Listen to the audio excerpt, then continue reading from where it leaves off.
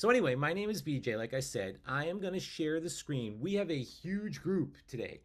So what I'd like to do is instead of using our microphones, we'll utilize the chat the best we can. My workflow is I am teaching on this computer, but my chat's back over here. So if I'm reading or looking over here, I'm not ignoring you. I'm just looking to see what you're saying in the chat. Let's go ahead. I'm going to share my screen and we'll come back to the soccer field. Move zoom around a little bit here. In the chat, tell me what you think this referee is calling. Now, I have to tell you, these pictures are a little ambiguous, so it could be more than one thing. But what do you think the referee is saying here or trying to indicate with these with his arms like that or her arms like that? Yeah, advantage for sure is the first one that comes to mind. Um, is there another way to give the advantage signal these days?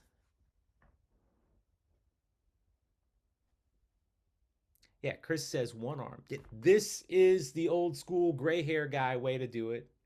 One arm is also fine. Usually, when we are signaling this, we are yelling play on or advantage as loud as we can. Something like that. Now, the other thing I would have taken here is he's got his whistle there and he's kind of pointing at it. So he might be telling the group, hey, wait for the whistle, guys. Wait, we're going to go on my whistle. Maybe. Probably not. I mean, advantage is the first one that comes to mind. I'm going to skip over a couple of these because it's very difficult to tell what he's actually signaling. How about that one?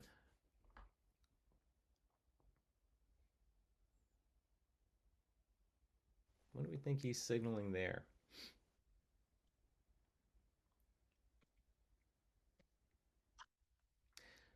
So out of bounds throw in, yeah, he is foul. Yeah, what's he actually signaling though? Because you're right on all of those things, but what is he saying here? The direction, right? Beckett got it there. It's a directional signal. Which team has the ball? Matthews says. Sure, he's giving the direction. And as the referee, just like the assistant referee, we put our arm up at a 45-degree angle. It's not going to be bent. It's going to be straight out, just like we would with the flag, but we're going to do it with our hand in this case. Good. Let's go on to the next one. Or maybe we skip the next one, I think. Let's see here. Yeah, we're going to skip because I have no idea. So we'll just skip right on over what he's signaling there. How about that one? That one we might get. I'll give you a clue. Okay, yeah, penalty kick would be one of them. Sure, exactly. Free kick, more like a goal kick too, potentially. But penalty, yeah, that's pretty much the one I was thinking of. I think we have one more here. We're gonna skip that one. All right, that could be a goal kick, but like I said, it's really kind of ambiguous as what they could be. I think there's one more. What about that? So I see a lot of offside. Oh, I think I saw it. I couldn't see who said it quickly enough. It is the signal, part of the signal for offside. Gemma got it there too. There we go. It's also the indirect kick signal, which is what offside is. Exactly. So when the indirect kick signal is up, what has to happen? Because you're right, by the way, on offside, but this is how we signal offside, and we're actually signaling indirect. Something has to happen before a goal can be scored. What is that?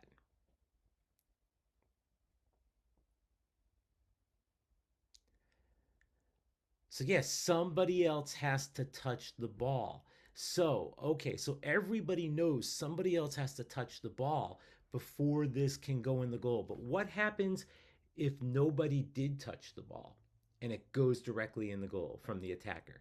What's the restart? So it's no goal, but yeah, a goal kick. That's right. So we all know, all right, indirect kick, it has to touch somebody else. The restart on it is going to be a goal kick. You're right. So, okay, let's jump out of that.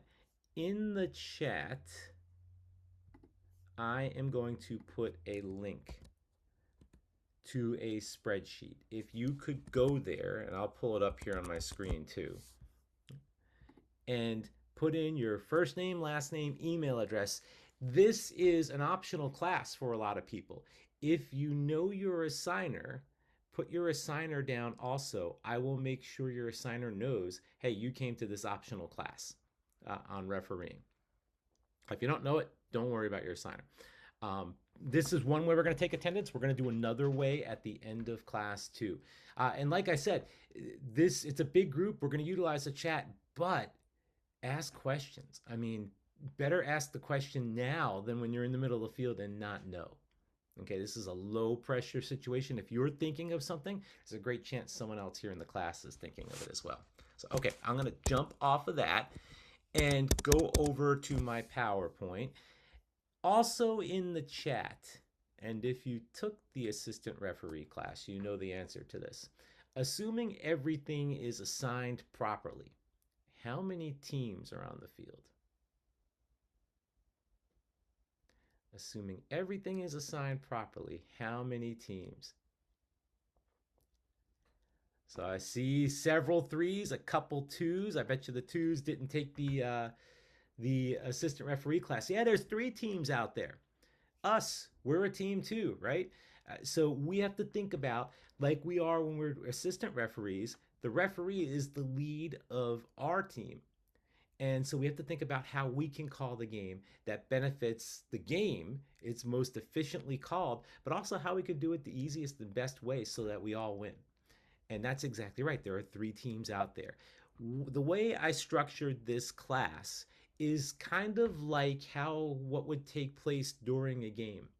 So we'll walk through the pregame, we'll walk through the coin toss, we'll walk through signals and things like that, and then we'll look at arbiter at the end a little bit. So my first question is, how early do we arrive at the field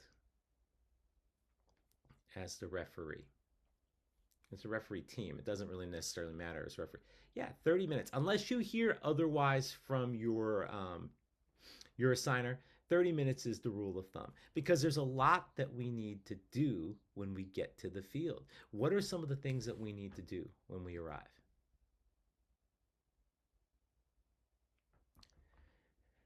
Check the lines, yeah. Check the field of play. Yeah, we have to check the field. We have to check the players. That's right. We're checking rosters and cards depending on the level we're doing. If we're doing recreational games, we're probably not doing that. So I see put sandbags on the nets. I'm going to come back to that in a minute. Yeah, we're definitely going to be doing all of those things. And I didn't see, yeah, introducing Chris says to the coaches, exactly, and the ref team. So, Chris, you're right. Let's think about that ref team. What else needs to happen for the ref team before we start playing? Pre-game, exactly, Beckett says, and discussion. And so let's talk about some of that. Well, let me go on to the next slide before we do that. There we go. Okay, let's talk about the pre-game. What do we talk about in a pregame? We'll come back to that one. What do you think we talk about in the pregame? Teams, key players, yes, weather, these are all good things, exactly. Expectations, I see, Monte, what do you mean by expectations? Because you're right. So I see the history between the teams. Yeah, I see all these things are right. So I'm going to jump over to this soccer field because I am going to use this as to give you an example of what I would talk about in my pregame. And we can do our pregame while we're checking the field, while we're introducing ourselves to the coaches. We can do it all at once, be a little more efficient. So pregames for professional games could go an hour. Our pregame, we're not going to have an hour to do a pregame, and we probably don't need an hour to do a pregame. But we do need to walk the field. So what I do as my pregame is I start walking the field somewhere around over here, and I'm just going to walk around it, okay, just like that. But the first thing I'm going to do is talk about what Monte said, expectations. I'm the referee here. What's the most important thing for my assistant referees? What do you think is the most important thing that they need to call?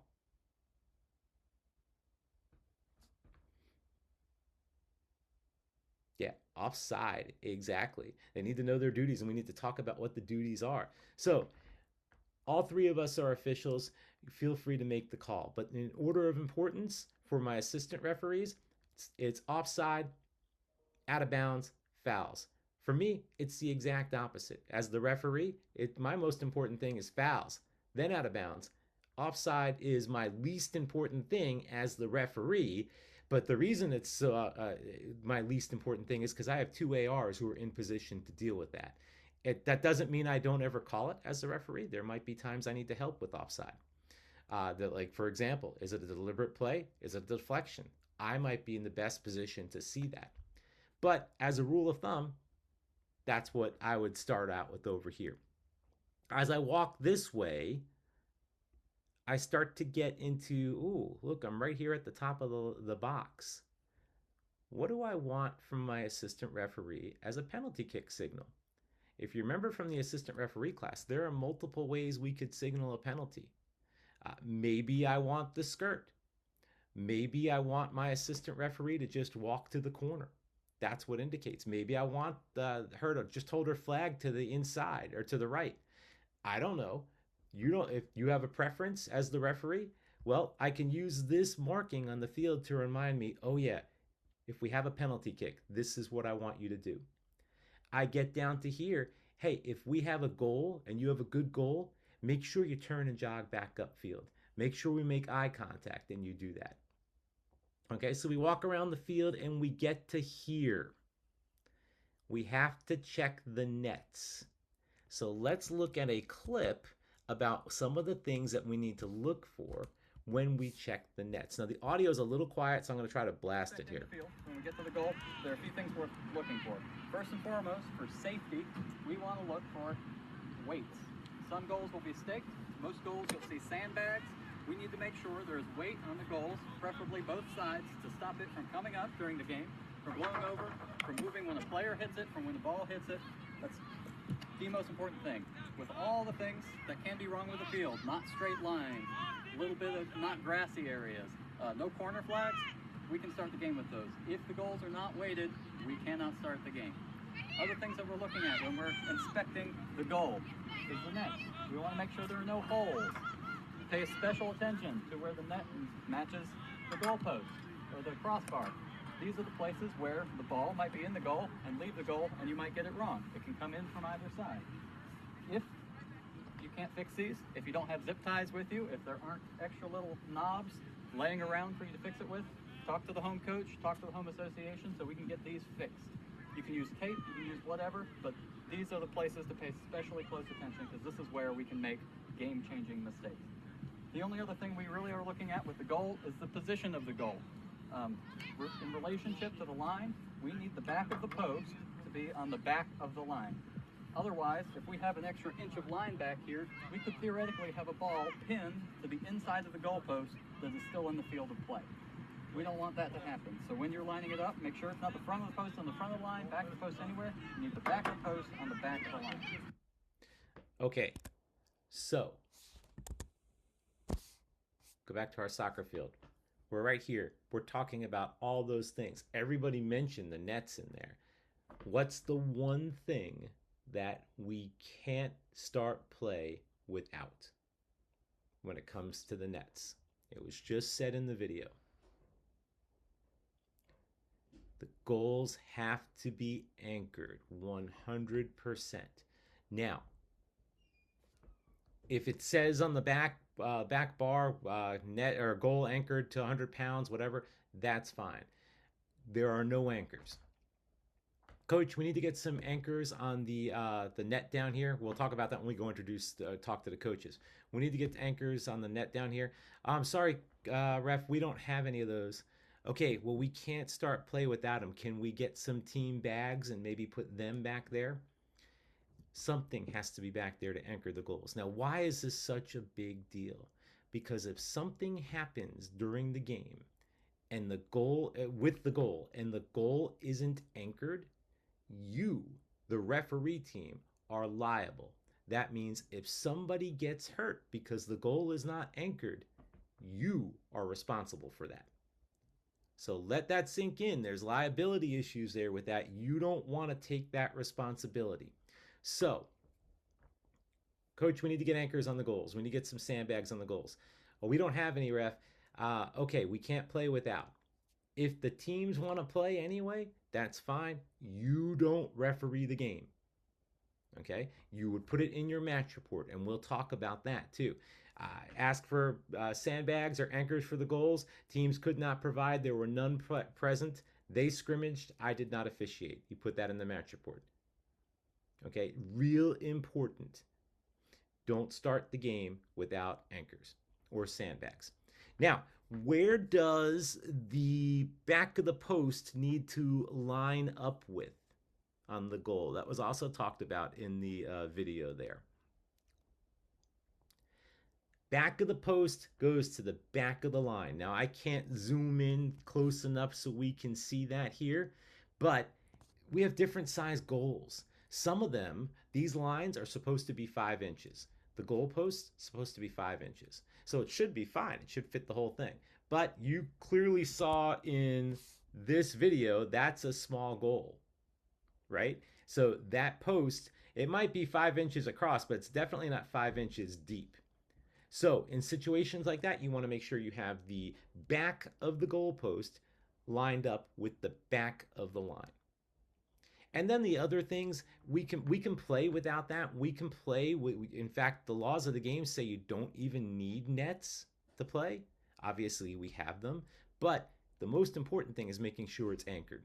And then you also saw what he was saying, why it's important to make sure your nets are tight around the post. What happens if the ball goes through and you can't tell which way it went through? So that's a reason why you'd want to make sure you have tape. Just get some tape, throw it in your bag, and be done with it. Some masking tape or something like that. Everybody will thank you for this. You know, when you play, you want to make sure you have good goals. So, okay, let's keep going. So we've talked about all that. We're over here in the corners. We're talking about what we're doing on a corner kick. We're making sure if we have corner flags that they're positioned properly. Now we're getting over to the team benches. So I saw in the chat, you want to introduce yourselves to the coaches. You do. And if you are gathering rosters and player passes, this is the time you'll do it. You want to check the teams in. Regardless of the division, you're going to want to make sure the teams are properly equipped. So which do you think is more effective? Hey, coach, you have your roster? Or, hey, coach, my name is BJ. Nice to meet you. I'm offering my hand. How's the team doing? Which do you think you're going to get more respect from the coach? Yeah, the second one. You've heard the expression, you never get a second chance to make a first impression. You go out there and this is your field. It's not the coach's field. You guys are responsible for this field. Be confident in your interactions with the players and coaches. Even if you're nervous, be confident with it. We'll actually have a clip where we'll see that in a little bit later.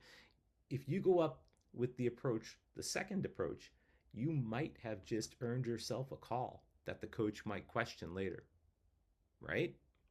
So the second approach definitely is the way to go. So anyway, you walk the whole field, you've checked it all in. We've talked about everything we can think of talking about. By the way, we're over here. Maybe we're talking about substitutions and what you're looking for as a referee with a substitution. So that's another thing that you can hit there as well. So I'm just making sure I'm seeing everything in the chat. Good. Okay. So anyway, walk the field. We've checked them all in. We have make sure the field is okay. We are ready to move beyond the pregame. What usually comes next?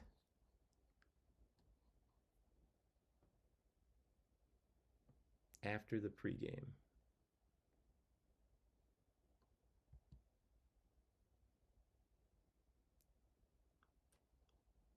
Any ideas? The game, the kickoff. Well, we got to do something before. Oh, there it is. Evan had the coin toss. That's right. The captain's meetings. Exactly right. So what happens at the cap? Are these really long meetings? Are these something that's no? They're pretty fast. What I would do is I would fist pump the players. Hey, I'm BJ. Nice to meet you. Hopefully they'll reciprocate on that. Have them shake hands. give a quick explanation of what you're expecting. I usually say safe, fair, fun play, guys. Okay. And that covers everything for me. Now I've got the coin. Who calls the toss?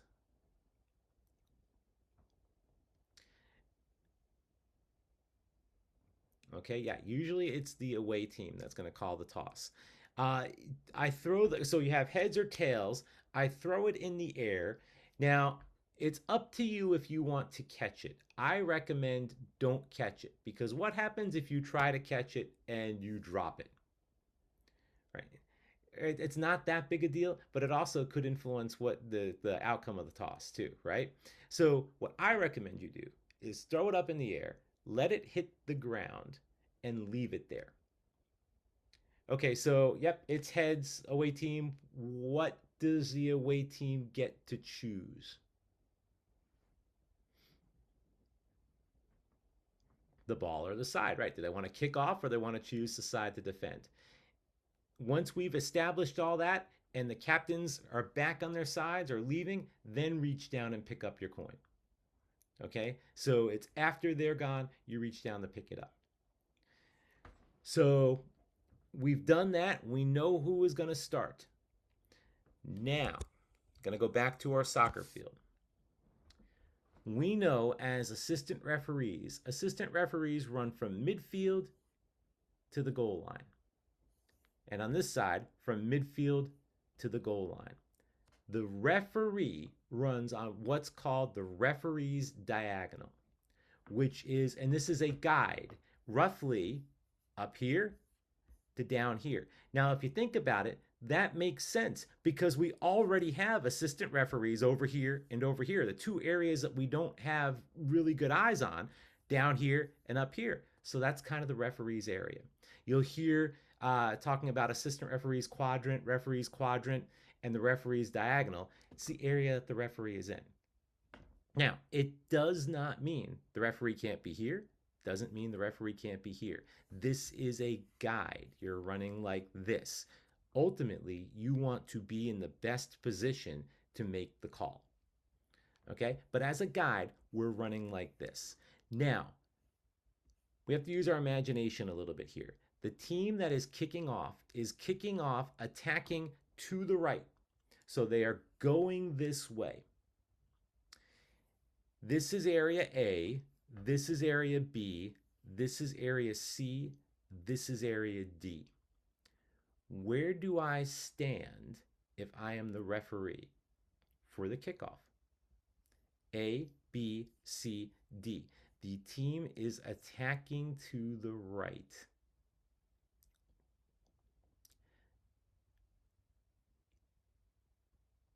Okay, a lot of good stuff here. Yeah, A or B is the general area that you want to be in. B is the more the older approach. A is more modern approach. Now, the question is, why does it make a difference? Why do I want to start there as the referee? Well, what does it mean to be the lead assistant referee versus the trail assistant referee?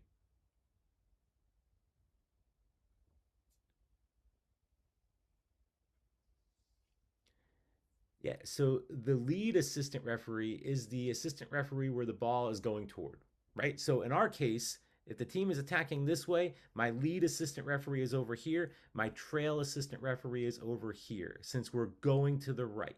Now, we're going to the right. As a referee crew, we want to try to keep play between the referee and the lead assistant referee.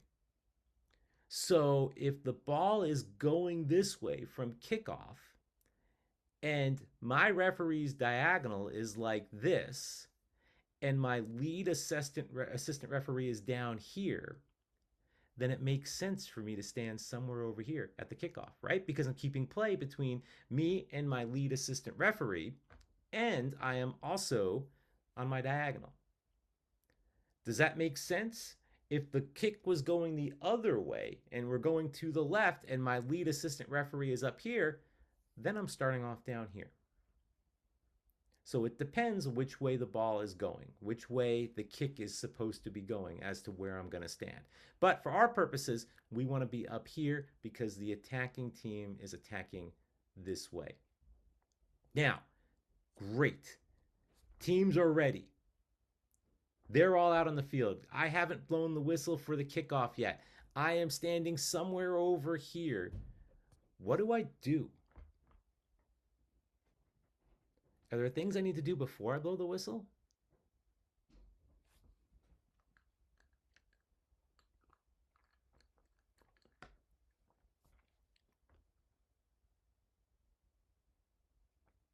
So I see a lot of different things out here. Okay. So, do you want the correct way or do you want the way that everybody thinks they're supposed to do it? Let's do the correct way. Who counts the players? Does the referee count the players or does the assistant referee count the players? Yeah, the assistant referee counts the players, right? So do I need to count the players as the referee? As the assistant referee, and this is something you would hit in your pregame, my instruction would be go to your side. I have a assistant referee flag here. I'm going to stop sharing for a second. Assistant referee flag is furled. This is what it means to be have your flag furled. Everyone sees that, right? I'm going to also, so everyone can make sure they see me. Hang on. Okay. Now, what I would say to my assistant referees is when you go to your side, count your players, make sure the goalie is ready, and unfurl your flag. Now, based on that and all the answers in the chat, do I need to count the players? I don't. Do I need to check and make sure the goalies are ready? I don't. I've assigned all of this to my assistant referee. Who do I need to check with to make sure they're ready?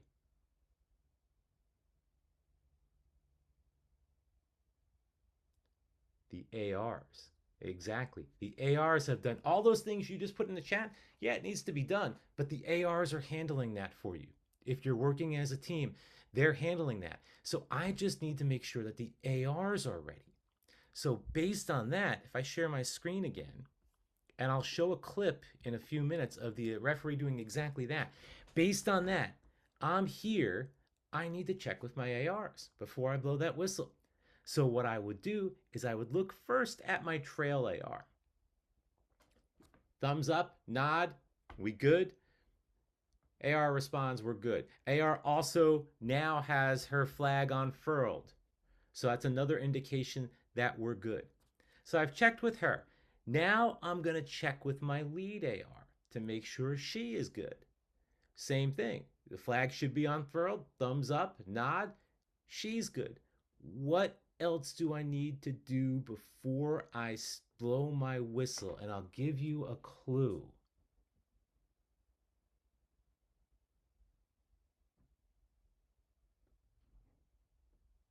Start the watch. Exactly. So I'll tell you a story. I was refereeing a senior amateur Hispanic League game. And game was getting ready to start. It was during the World Cup too. And so everybody was soccer was on the brain, right? It's getting ready to start. I blew my whistle. I looked down to start my watch. I looked back up, and in that time, I had an attacker and a keeper collide with each other outside of the 18 that I didn't see at all. And the reason I didn't see it all is because I was looking down at my watch to make sure it was going. So, start the watch before you blow the whistle. Make sure it is going before you blow the whistle. Really, you should have 2 watches that you're starting. Okay? But then, if you start it before you blow the whistle, you avoid what happened to me. So that's why you do it beforehand. Should this watch be counting up or down?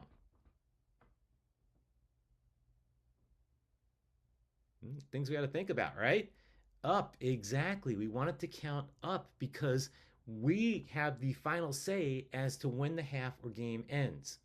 Maybe we have a breakaway and we're going to let the game go through till the end of this play.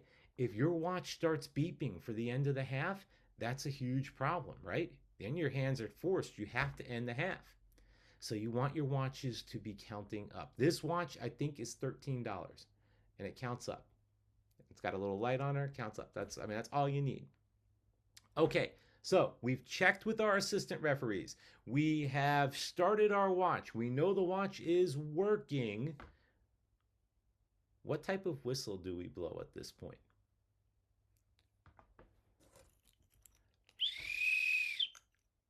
Is that a good start whistle for a game?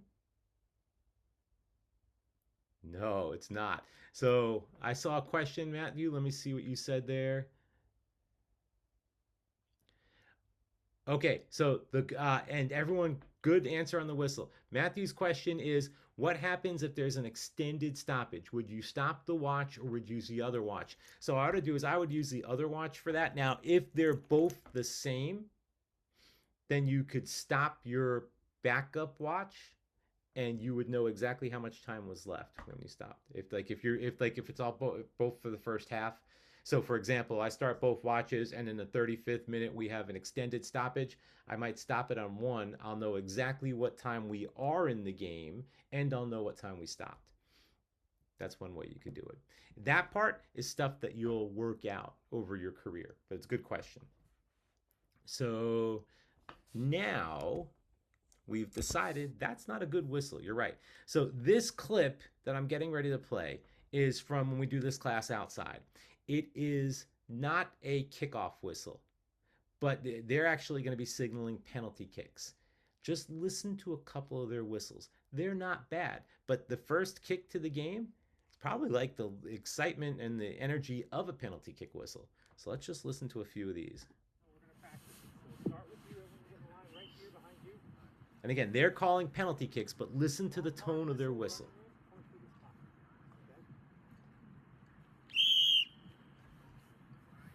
That one was so-so. Confident whistle. Okay. That's a pretty good kickoff whistle, right? Good. Maybe. Let's listen to one more here. Not bad. Thing is, you think about this. The players have been there for a half hour warming up. This is the rivalry game. They're finally ready to go. You have to match that intensity with this whistle. So we have now started. What do we do during the game? Well, we're doing pretty much everything we did as the AR, but we kind of have the final say on this. So we're enforcing the laws of the game. We need to know the laws of the game. You can download them on your phone, and there are questions in there. It's great to go through them. Just it's scenarios. And oh, okay, this is what I do if this happens. We talked about the timekeeper. We are the official record of the match. Now, that does not mean that the ARs don't write. What that means is we confer at the end of the half, at the end of the game, okay, I had a card on whomever, or I have 3-1, whatever we're conferring about, but the referee is going to put that in the match report. So you want to make sure you have it right, and that's why you talk with your assistant referees. So how do we make all these signals? We saw some of them at the very beginning of class. We'll go through these signals. These are put out by US Soccer. Some of them, you can tell which ones are US Soccer and which ones are from our classes. And I'm going to also talk about some other things after we look at the clips. But let's start with this one. The signal for a throw-in is given while facing the touchline where the throw-in will occur. The arm is raised and extended at a 45-degree angle with the fingers held together. The signal should indicate which team has been awarded the throw-in, so the referee's arm should point in the direction of the goal that team is attacking.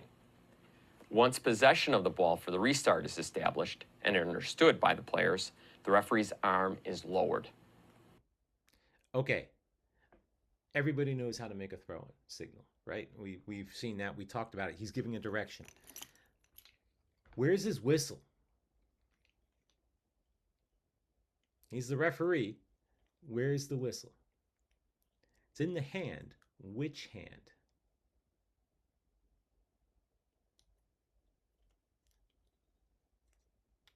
The other hand, exactly. So you do not signal, hang on. You do not signal with the whistle in your hand. It's a small thing, but it's an important thing too, and it also doesn't give the best look. So if you're right-handed and you always have that whistle in the right hand, but you're going to signal this way, okay, and then you can put it back in the right hand. So whichever way you're signaling, don't have the whistle in your hand. Again, little small thing. Let's go back to our clips. Get back into the PowerPoint. There we are. And this, for the throw-in, looks a whole bunch like this, doesn't it? For the direct kick. And that's what we talked about at the beginning of the class. Yeah, it could have been a throw-in. It could have been a foul for a direct kick. It's a directional signal. But let's listen to what they say about the direct kick. The signal for a direct free kick is the same as for a throw-in. Its purpose is to establish which team has possession of the ball for the restart, and accordingly, once this is understood by the players, the arm is lowered. The arm is raised and extended at a 45-degree angle with the fingers held together. And the same thing here. The whistle is not in the hand that is signaling. Otherwise, it's the same thing. It's that 45-degree angle signal. So let's talk about what is the correct way to signal a foul. Is it kind of like I have my arm now, or maybe a much more forceful signal? Let's listen to what's said here. You tell me which one looks better. Go this way or like this? Good. So head up, your body language says a lot. This is convincing. This is like, maybe we're going that way. But this says, hey, we're going this direction, okay?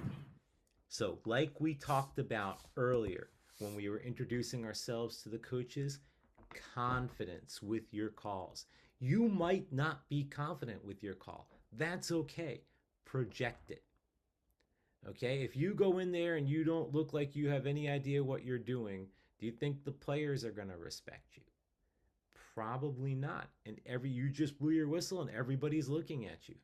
So you have to make a decision. So confident whistle and confident signal. And if you took the assistant referee class, we talked about refereeing for like maybe 5 minutes in the class. And I said, don't let the first time you blow the whistle be when you're standing on that field, because you will get, and that's not a confident whistle. You need to practice blowing that whistle. Any questions so far, by the way? If you have any questions, please put them in the chat. Okay, now let's talk about the goal signal. And I am going to definitely contradict a little of what they say here, but let's first listen to what they say. The signal for a goal is for the referee to turn and point upfield towards the center mark. Before signaling, the referee's attention should remain focused on the area in front of the goal to observe player reactions. Next, the referee should make eye contact with each member of the officiating team, specifically with the lead assistant referee, to ensure that no infractions have taken place. Once this has been completed, the referee should signal accordingly. In the chat, will you be given a specific coin for the coin toss? No. Now, tournaments give out coins. Some leagues give out coins. You could use a quarter, a penny. As long as it is a coin, don't do odds or evens behind the back or anything like that. That's not professional looking. So just make sure you have a coin. Now, back to this. What they said and what they did are two different things. I'm going to play the clip again and then stop it. The signal for a... Okay. Yes, that is the signal for a goal. Do we blow a whistle for a goal?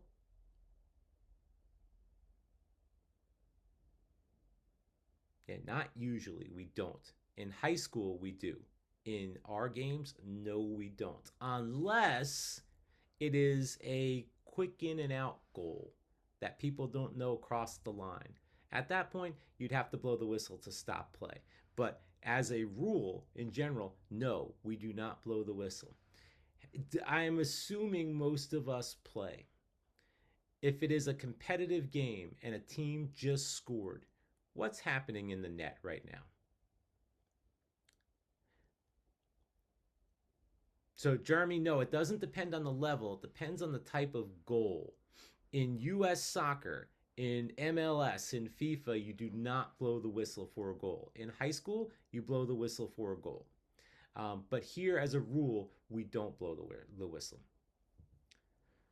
So, okay, so what's happening in the net after a ball goes in the net and the team is now down 2-1? They just scored one goal to make it 2-1. There could be confrontation, says Matthew. Yes. So the attacker runs into the goal to get the ball. The keeper says, I'm getting the ball. All heck could be breaking loose. And where is she looking? She's looking upfield. Right? We can't do that. We have to look at, and then you heard the moderator, announcer say, you need to keep attention to what's going on in front of the goal. But the referees weren't doing that. So her attention right now needs to be in here. What's going on in here? Then the second thing she needs to be doing is looking at who?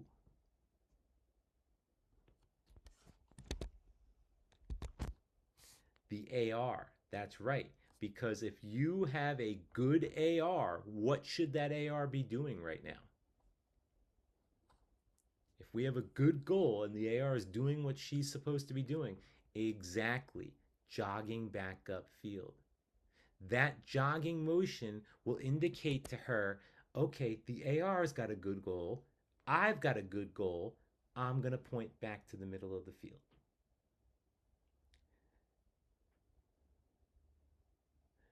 Depending on the competition, should the ball be given to the center? So, no. Let them deal with the ball. If you need to go get the ball because they're fighting, that's a different thing. Usually they will play it back up. Anytime an attacker goes into the goal, you probably want to be getting down there. Does it matter which touchline that you face? Well, so let's think about that. Where is my AR? In our case here, I want to look at my AR. My AR is going to be over here, so I'm facing this way. Okay, because remember, we're a team also. So on this side, I'd probably be facing this one because we're trying to keep play between me and my lead AR. But in our case, she's down here. She's facing this way because that's where her AR is. It's a good question. So again, the important part here is we want to make sure, and then, like I said, if we look at this goal and all chaos is breaking out in the goal, I am not standing back here. I am running in there to get it under control. A lot of responsibility, but we don't want to fight. We don't want someone to unnecessarily do something that could cost them or their team. And if we can get in there, just our proximity to that play, to that action, hopefully will calm things down. I mean, realistically, we're going to be starting at U12. We probably are not going to have that. But we have to be aware of it. And again, we practice at U12, so when we get to U14 and 16 and so on, when those things might start showing up, we're there and we know what to do. So, okay, she has signaled for the goal. We're good with that. This clip right here is they are acting it out. So this is our referee. Our assistant referee is over here. They're going to have a goal, but she's going to go all the way back up through kickoff. And notice what she does. Pretty much everything we've talked about so far. So let's watch it. She's running down, plays going. We have a good goal. I'll pause there. She's looking, she's signaling. She's looking at the AR, who is turning and jogging back upfield. Again, just give yourself a second before you run out of there and turn your back, because you don't know what's going on. Okay? And you heard me say, just give yourself an extra time. You need to write, right? So I'm going to pause it there. What do we need to do before we blow the whistle again?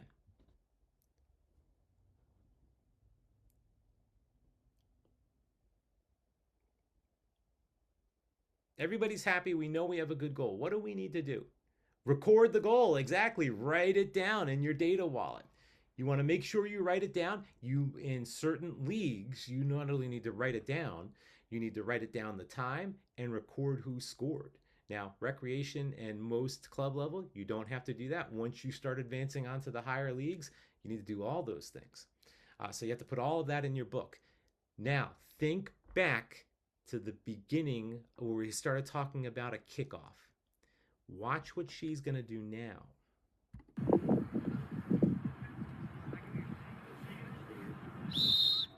Did anyone catch what she did? She's doing it right there. I got right to the right frame. She's checking with her ARs again, just like we do at a kickoff. You do or at the beginning of the game. You do it after every or at every kickoff. You're doing that. Yeah, good. And then she blew her whistle. Good. The signal for a throw-in. Okay. Any questions? We still doing okay? You have questions, throw them in the chat. All right. Time to give a card. Let's watch how we do it, and then we'll talk about it. There are two basic scenarios for displaying a card for misconduct.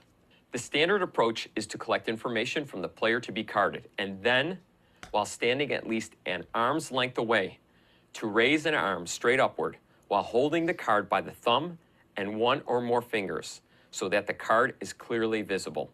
The other scenario used is when the referee decides there is a danger of retaliation, violence, or further misconduct if action is not taken immediately.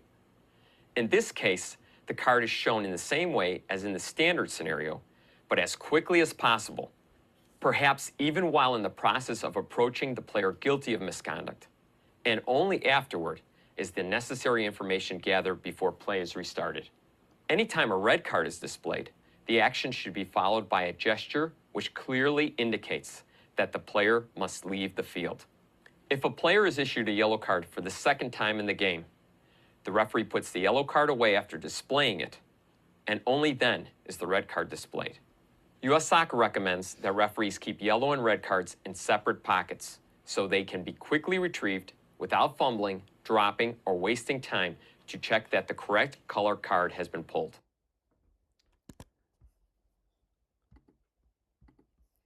Is this a good way to give a card? What do you think? No, right? We do not want to be right up in the person's face when we give a card. Why? Well, heck, they might not like your decision, might take a swing at you. A real example, in the US Open Cup several years ago now, Clint Dempsey, the referee, held the card up, and Dempsey just grabbed the card out of his hand and threw it to the ground. You want to be a couple yards away, and you don't want to be antagonizing right in their face. Up, straight up, just like we're calling offside with the flag. You don't bend the arm or anything like that. Straight up above your head, not in their face, just up. Everybody sees it's a red card. They know who you're talking to. Now, let's talk about these cards. You will hear the terms careless, reckless, excessive force. A careless foul might not warrant a card. A reckless foul goes with the yellow. A foul that uses excessive force rises to a red card. Okay, so if you hear those terms, careless, reckless, excessive force, that's what they're talking. Careless, all right, stuff happens. Might not need a card at all. If you say it's reckless, then you want to go with yellow. If you say it's excessive force, then you want to go with the red card. Now, let's go back to that clip that we just saw. Every one of those referees were, I'm showing you, you got this card, really forceful. That is not needed. You don't need, already they're getting penalized. All you need to do is just go up. You don't be too relaxed, but you don't right in your face like this. I need to really demonstrate. Just hold the card up. What do we do after we give a card?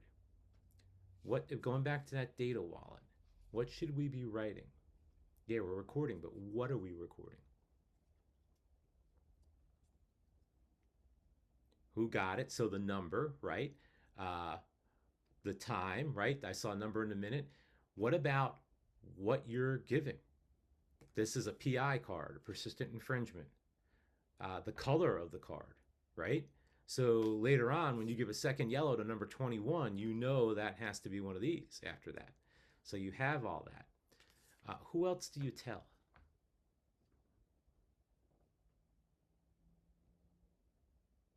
The ARs. That's right. So Matthew's my AR, and I do exactly that. I give 2 yellows to 21, and 21's still in the game. Matthew can get my attention. Can't do that. Got to go with this. So we all need to know. Now, you don't need to run and tell both ARs. Just make sure you tell one. Because remember what we talked about earlier when I said at halftime and at the end of the game, we're going to confer with each other to see that we have the right cards, the right score, and everything like that. So if I got the information to Matthew and Emery's over on the other side and she doesn't know, that's fine. At halftime or the end of the game, Emery could say, okay, I got the time. I don't know the number or the reason. And we can confer on that. And so we all have that in our data wallet. Now the last thing, and I should have pulled something out. How many red cards do I have on me in a game? What do you think? How many yellow cards do I have on me in a game? So yeah, okay, most data wallets come like this. And then you put the paper on the inside where you do your writing. This is a mess, but there's what mine looks like. I just happen to pull this one out. So I've got these yellow and red cards. Maybe I want to slow this game down. This game is getting a little out of hand. I'm going to give a yellow card. So I stop play. Everybody knows I'm giving a yellow card. I could take out my data wallet, could write down all my information, and then I could take out my yellow and give it nice and slowly. I'm slowing the game down, and by doing so, hopefully I am controlling the temperature of the game. It's something you can use in your toolkit. You'll hear the referee's toolkit. That might not work for you, but it's an option you have. Or, like you heard in the clip, we need to get this card out in a hurry. And I have the other card for that. The other card, the yellow, lives in my front pocket. Whichever front pocket you want, but it's in the front pocket. And you could grab it really quickly, get out there and give it, then write all the information down. You could get the card out and just hold it in your hand, and everyone sees, okay, he's got a card out, he's going to use it. Important part is it's in my front pocket, because in my back pocket is this. And of course you have seen referees at higher levels say, oh, he's indicating he's going to his back pocket, he's going to his back pocket. That's what's in the back pocket. So that's obviously a lot more significant than just a yellow, because somebody has to leave the field here. So the important part is just make sure you don't keep them in the same pocket. And I know there are clips out there. The referee's giving the wrong color card. They give a red when it's supposed to be a yellow because they put it in the wrong pocket. But as a rule, yellow in the pocket, front pocket, red in the back.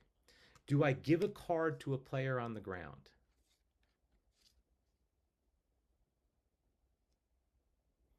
Wait till he stands up or she stands up. Exactly. And that might be one of those times where you have the card out and everyone knows, okay, this person is getting a card once she stands up, and then you give it. Questions on that? Again, don't need to be so forceful, so everyone knows that you're getting a card. All right, let's go back to it. Do you explain why you're giving the card? You don't have to. You can if you want to, but what you don't want to do is get into a long discussion. Okay, here's the card. All right, come on, number 12. You know, probably shouldn't have done that. A little too aggressive on that. Something simple like that, and then get out. Okay. Now you'll see in your online clips there's a new thing called the captain's area. and the captain can approach you and you can give a short explanation to the captain. But again, it's not a long discussion. It's boom, we move on. So good question. Okay, so let's watch some of these clips here about teamwork and giving the cards too.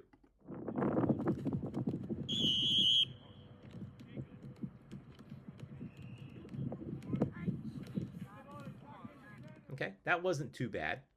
Now, what happens though? Because I think it's the next clip that we're going to see. Let me see. We'll talk about it if it is.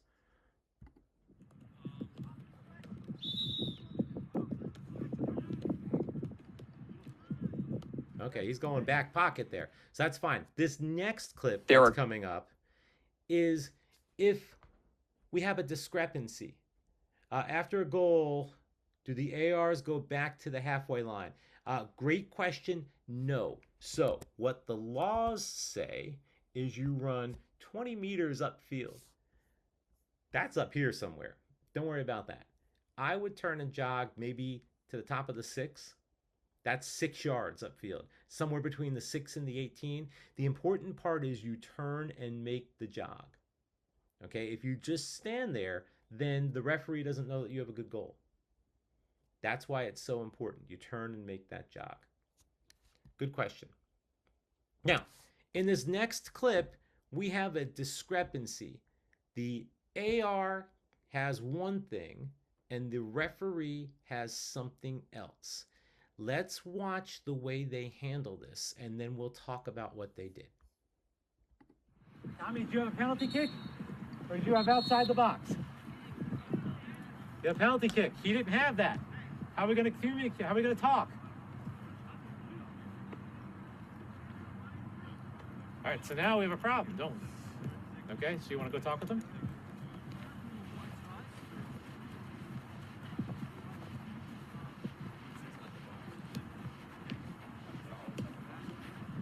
Outside the, I thought it was in the arch, but he was in the box. I think he was in the box, yes. Alright, we wrote it. Or then he runs away. What are we at? So the cool thing about this clip, it was all kinds of good. And we didn't instruct these referees to do it. They did it on their own. So the first thing is the assistant referee wanted to get the referee's attention. I'm going to jump out to that part of the clip. Hopefully. Oh, I gotta play it, I guess. Tommy. How is he getting the referee's attention? For those of you who took the assistant referee class, you know the answer to this. Flag straight up in the right arm. He is not waving the flag. He's just holding the flag straight up. But what hand does the flag go in when the assistant referee is not calling anything? And he's just holding the flag. Goes back to the left hand. So the AR, there he's putting it back in his left hand right now. It's hard to get to the right frame in PowerPoint. So AR did everything right. Now, the referee decides to do this. Hang on. You have a penalty kick. He didn't have that. How are we going to communicate? How are we going to talk? All right, so now we have a problem, don't we? Okay, so you want to go talk with them? Why didn't he just run over to him? What's he doing here? Yeah, exactly, Darcy said. He's facing the players. If he runs over to him, exactly, man, keep an eye on the field. He runs over to him. He's not watching what's going on behind him. So let's take that a step further. Look what happens when he gets over there. He doesn't stop and stare and look at him. He walks next to him because now they're both looking at the field. It's 100% correct. And then the last thing that they do, they're talking here. What if they disagree? If they're disagreeing, we can't really hear what they're saying, but we wouldn't know it. And you know why we wouldn't know it? Notice they're both nodding their head yes. I thought it was outside the, I thought it was in the arch, but he was in the box. See, they're projecting that they agree. So we've got an AR and a referee both looking at the field, watching the players. Perfect. We've got them giving the aura of that they agree. Again, perfect. Now, the players who are not standing right there, we're not going to let them do that. Well, they both agree on whatever it is. So, that's two people who must have seen the same thing. Now, let's say they do disagree. Even though we do disagree, we're shaking our head yes. Who has the final say?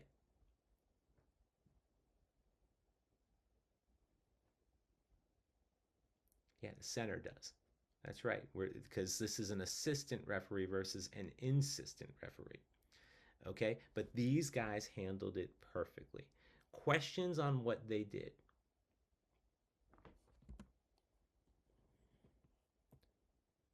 Okay, we've got one more to look at here, the penalty kick. When a penalty kick has been awarded, the referee points with an extended arm, fingers held together, downward in the direction of the penalty mark. This may also be accompanied by a slight, not exaggerated, bending forward of the body to clearly distinguish this signal from that of a goal kick. He points. Does he do something else? They didn't mention. Pretty important thing. Yeah, blow the whistle. And again, this if it's a penalty kick, this is a hard whistle here. Okay, meaning it's got to be a forceful whistle when you blow it. Okay, I think we already saw this clip. Let me just play it again.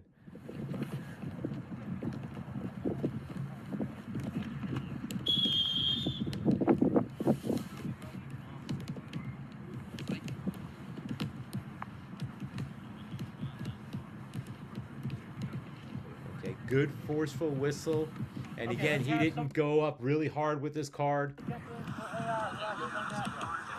And they call a penalty kick. Good. All right. One more thing as the referee. What happens if we point the wrong direction? Let's listen to what Ray talks about here, and then we can. I'll ask if there are any questions. Point this way, you're supposed to go that way, right? So players are all gonna move this way. You can be like this and go, hold on, my fault. We're going this direction. Give them a chance to reset and come down this way. If you make a mistake, we all do it as players. We all do it as referees. Just be like, hey, my mistake, guys. We're gonna go this direction instead.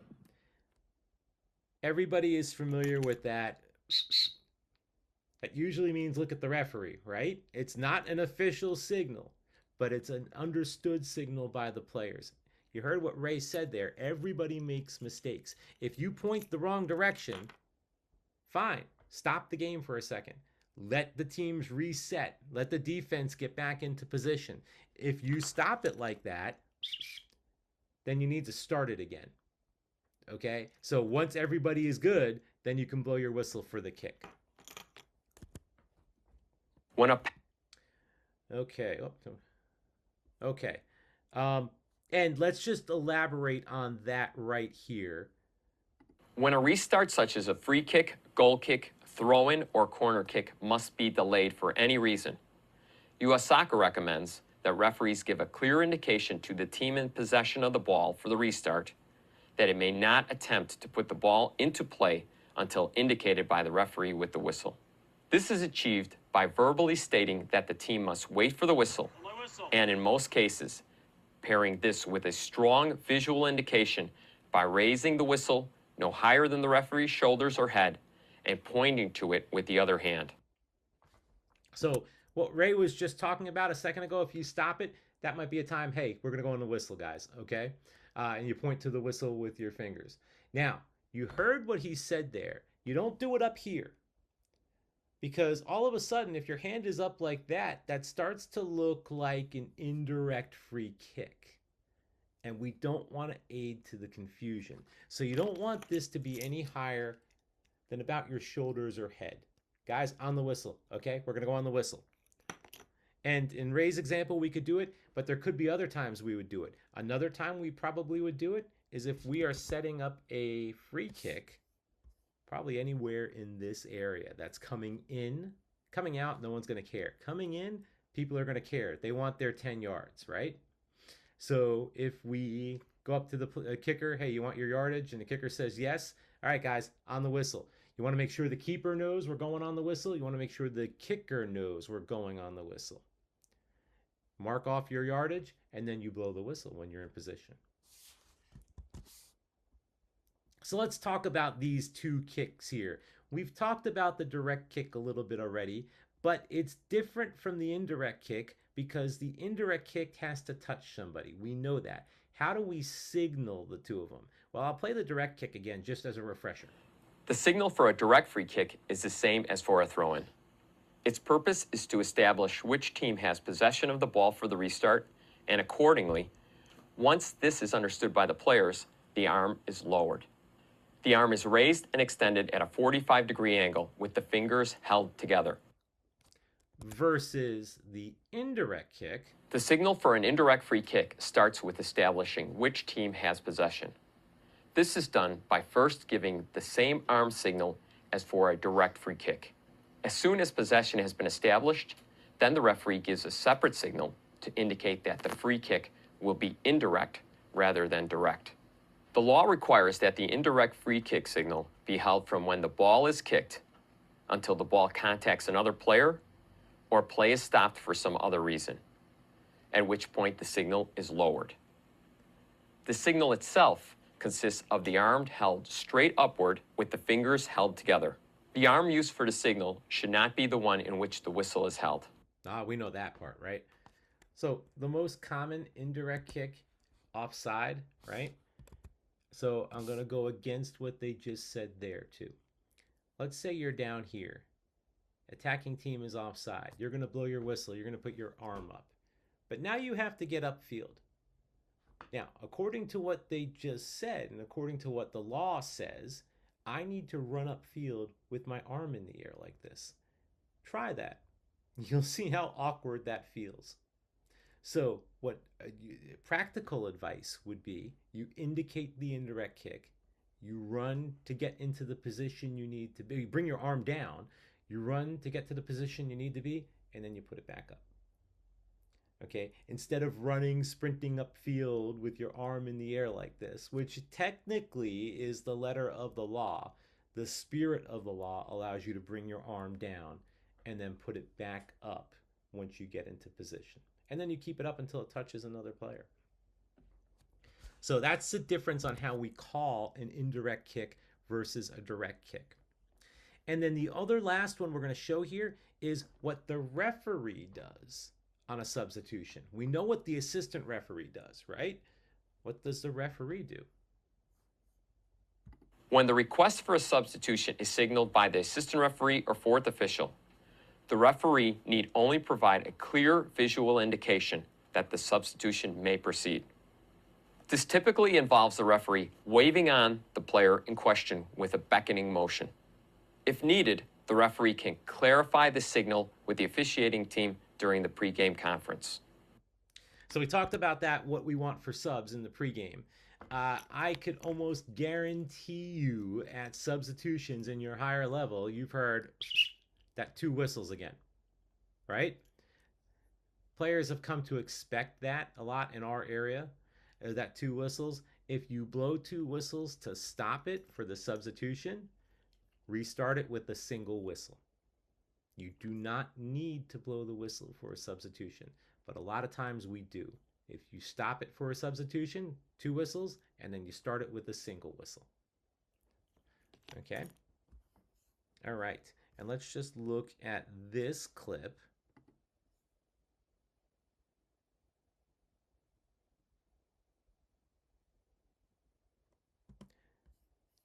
This was in the assistant referee's quadrant. Notice the referee waits and is right in front of the assistant referee. The referee waits and goes along with his teammate. The referee doesn't have to. The referee could have saw something and said, no, we have to go the other way. But just, I'll play that last little part again there so you can see it. AR signals the foul, referee goes along with it. Teamwork. Okay. The signal for an indirect Okay, so we've talked a lot about what this slide says already. Substitution Do you know that you do not have to have 11 players on the field? We can play down, but in an 11v11 game, we can't go lower than 7. So once they get down to 7, that's it. They can't take any more off. If they go lower than that, they don't have enough to play. We know from our assistant refereeing what mirroring is. We've talked a little bit about coach interactions so far. Same thing with the coach interaction. You want to be quick with the coaches. And when I say quick, I don't mean quick-witted or anything like that. I mean, you don't want to get into a long conversation. I would recommend, oh, hang on.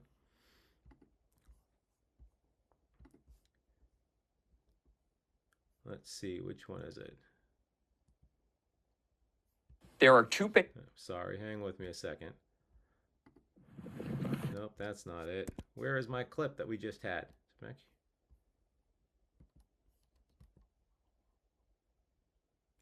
All right, well, in the interest of time, remember the clip where the assistant referee and the referee disagreed and the referee ran over to talk with the assistant referee? If you go over to talk with the coach, a similar approach. Go over and stand next to the coach, not face to face. Face to face is confrontational. Next to him, you're having a conversation with the coach. Okay, a few seconds of the coach, and then you explain yourself. If you have to go over and listen to the coach for a minute, fine, and then explain yourself. You're not going to let the coach yell, dissent, anything like that toward you. Can't let that. You'd have to card the coach at that point. And I'll tell you an example. One time, it was a high school game I think I was doing, and the coach was all over my assistant referee. So I ran over to the coach. I was standing next to the coach. Coach, what did you see there? And the coach told me everything he saw. Okay, that's great. And then I carded them. So that's fine, but I can't let you yell at my assistant referees there. Yeah, coaches can definitely be carded. That didn't used to be the case, by the way. It used to be only field players can be carded. The signal for All right, let's there go. are two. Hang on. When a So again, when you're dealing with the signal coach, for an when indirect. sorry about that. When you're dealing with the coaches, firm, not confrontational. At first, I mean, if you need to be confrontational, then you need to address it. But just if you're going over to talk with them, that's how you do it. And then you can, if you look at this last bullet point, second to last bullet point, you can warn the coach first if you want to. If you don't have time for a warning and you thought it rose to the level of a caution right away, then you can caution the coach. Same thing. You write down all the information in your book. You're going to put it in your match report. Okay. So, how do we get, we're going to come back to this. I'm going to go over to Arbiter for a second. And we talk about this in the assistant referee course. I want to talk about it here too. How do we get assignments? You're going to get an email from me. In the email, it'll tell you how to find your assigner if you don't know your assigner. And so obviously the people who are taking this for just to come and knowledge, you've probably already gotten your assigner. Those of you taking this as a requirement for the referee training, you probably haven't gotten that far yet, and my email will instruct you how to do it. I would recommend you put the information in Arbiter based on what the email says, and then you email your assigner. Hey, I'm Frederick. I'm a new referee. I just added you into my assigners list. I'm looking forward to working with you. It's a referees market, which means there's more referees than there are more games than there are referees to cover them. But there are a lot of referees too. So if I'm your assigner and you reached out to me, it's possible you might need to reach out again just to get your name in front, which is why I said, if you know your assigner, put them here because I will make sure they know that you attended the class. So anyway, your assigner assigns you a game. You're going to get an email, or you can download the Arbiter app. You have new games from Arbiter Sports. Click here to accept or decline. You'll come to a screen that looks like this, only on the far side over here, it'll say accept, decline. You're expected to acknowledge the email and accept the game. Now, why are you expected to accept the game and not decline the game? Because you have gone to this tab right here, this blocks tab. And this will bring up a calendar, and you have blocked off the days that you can and can't work. Emergencies happen. That's to be expected. But as a rule, let's give an example. September 4th, a game comes in, and my assigner sees that I am available to do the game. He assigns me the game. I'm expected to accept it because I have not blocked off that day. I can block off part of the day. I can block off a range if I want to. I can block off all day. I'll block off all day so we see what that looks like. So white means there's nothing. I haven't blocked it off. Blue means I have a game assigned. Red means I've blocked it off. So now game comes in on the 4th to be assigned. My name doesn't even come up for consideration. So the assigner won't assign it for me. The assigner doesn't care why you can't work. The assigner just wants to know if they can cover their game. So you have practice, you're going shopping, going on a date, vacation, whatever it is, block it off.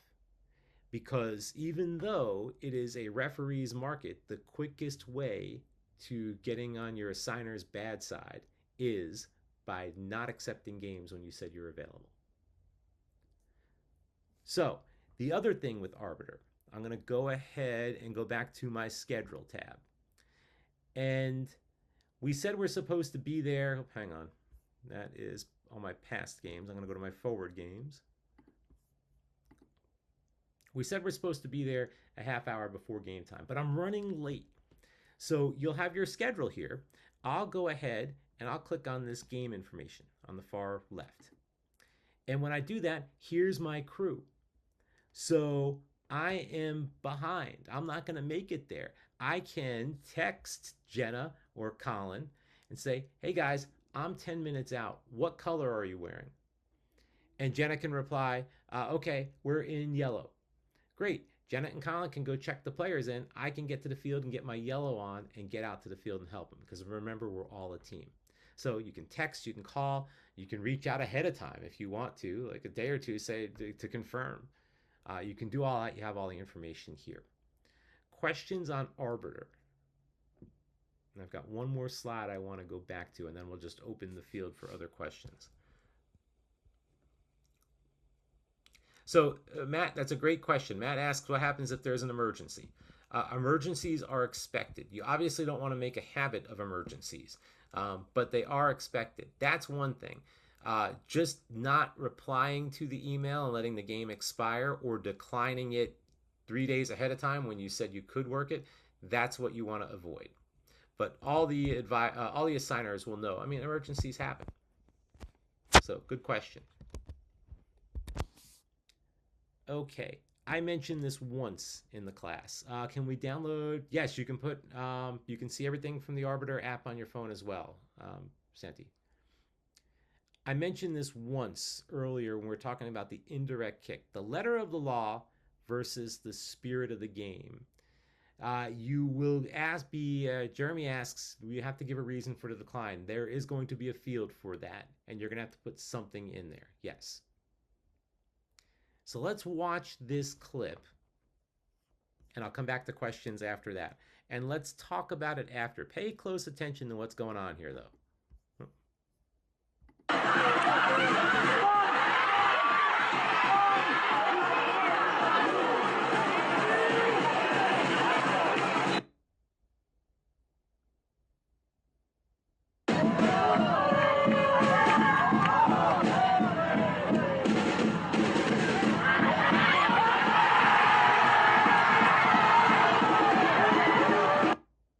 Who caught what happened?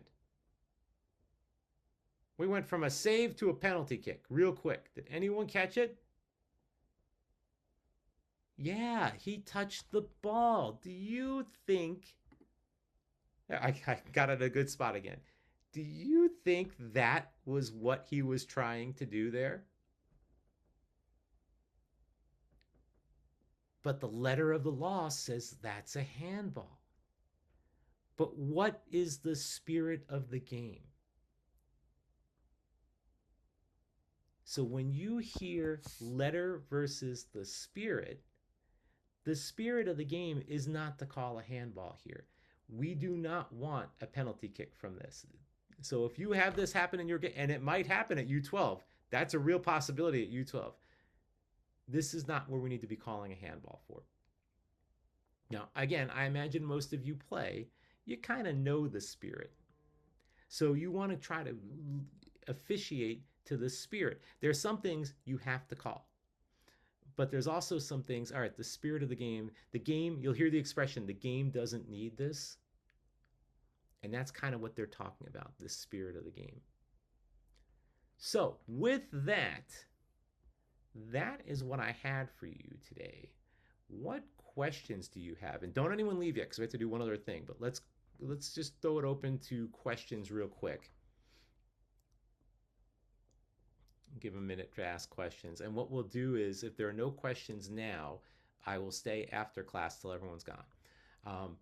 The other thing I need, can you use an Apple Watch for your watch? As long as it keeps time. You cannot use a cell phone. Okay? As long as you're keeping time on there, that's fine. Don't use a cell phone. You'll have a picture taken of you and it'll go out to all these other hundreds of referees saying, don't do this. You don't want to be in that picture, right? It is $10.99. Good question. Will we be sent competition rules? Okay, so yes and no. Your assigner should post on Arbiter or give you the laws of the game if you are doing in modified leagues. So recreation leagues have some special laws of the game. They should go ahead and get that to you. If not, you want to reach out to them. Arnish, the question about, is this the last step of the license? It depends. In my email, it'll say to email, it'll tell you who to contact to let them know you took the class, and he will be able to give you that information. What types of shoes do you recommend getting? You want to get shoes that are predominantly black. That's the first thing. And I highly recommend you don't get cleats. You play in 2 games a day, maybe at most. You referee 6 games a day. You're going to feel it if you wear cleats. But yeah, so predominantly black. If there are multiple weeks, yeah, Frederick, just block it off if you can't do it. That's fine. At what point should you abandon due to weather? Great question. If you see lightning, hear thunder, 30 minutes. Oh, come on, ref, that was way far away. Doesn't matter. Same thing with the goals. You don't want that responsibility for the liability if somebody gets hurt. And then it's every 30 minutes. Every time you see a flash of lightning, it's another 30 minutes. Now, you might have competition authorities there that'll say, okay, we're going to call it. Or you might just talk with the coaches and say, okay, how long do we want to give this? And look at the radar and see whatever and come to a mutual decision there. Another good resource would be your assigner on that. But 30 minutes from every stroke of lightning or crack of thunder. So question is, do we need to buy stuff? Yes. If you haven't bought your uniforms or anything yet, in my email, I'll give you links as to where to buy it. What color jersey? Get the yellow, the bright yellow. If you're going to get 2, get the green as the second one.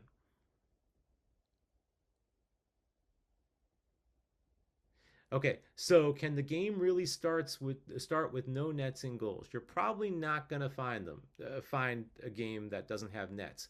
If you read the laws of the game, the phrase is nets if they are used.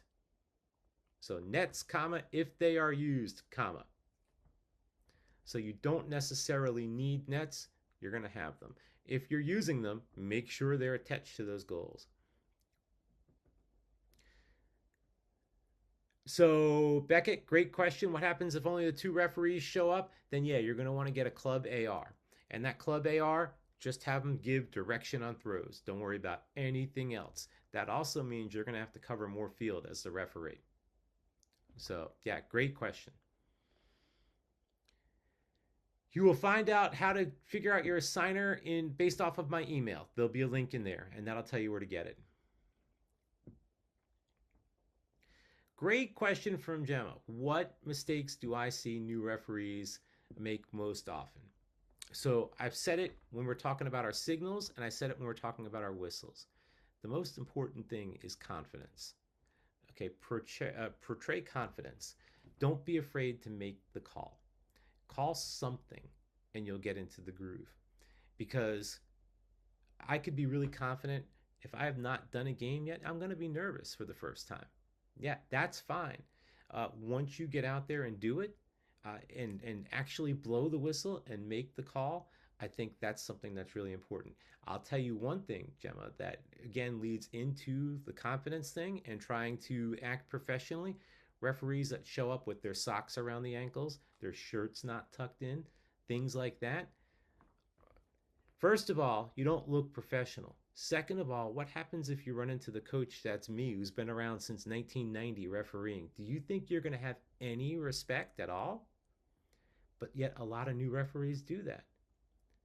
And so you automatically lose respect by all you have to do is tuck your shirt in. You haven't even opened your mouth or blown the whistle. Tuck your shirt in, pull your socks up, make sure your badge is straight. Act professionally. I mean, the rest of it will come in time. But something that is easy to do before you even get to the field could go a long way. That's a great question, though. Other questions? Like I said, I'll stick around after class. What I'd like for you to do is in the chat, first name, last name. Okay, and put it in there. And then once you're done with that, we are good to go. I thank you for coming. I hope you learned something. Hope it was fun. Can you show us how to block the schedule on Arbiter? I can. Hang out at the end, and we will do that again. Just want to make sure I don't miss any other questions in there. If you're going to put a question, wait till everyone's done putting their names so I don't miss it. And also, you'll have my email. If you have questions down the road, definitely email me. That's fine. Yep, you're free to go. And to show blocking again.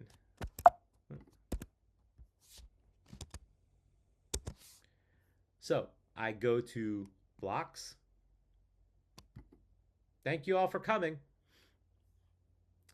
And I choose what part of the day, or if I'm going to block all day, whatever I'm going to do.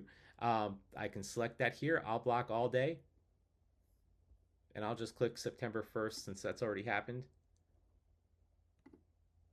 And that's it. So you do it at the Blocks tab in Arbiter.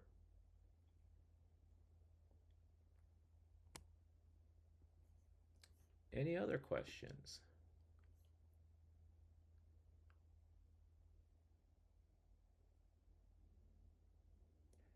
How do you know you're a signer, Evan? I will send you an email and it'll tell you how to find your assigner.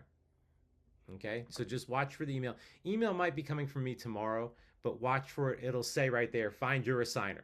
And you just click on the link and you can choose where you live, and that's how you do it.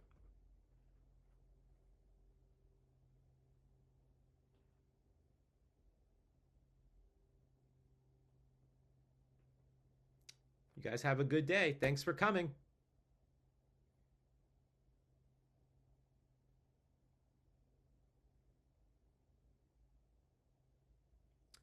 Any other questions?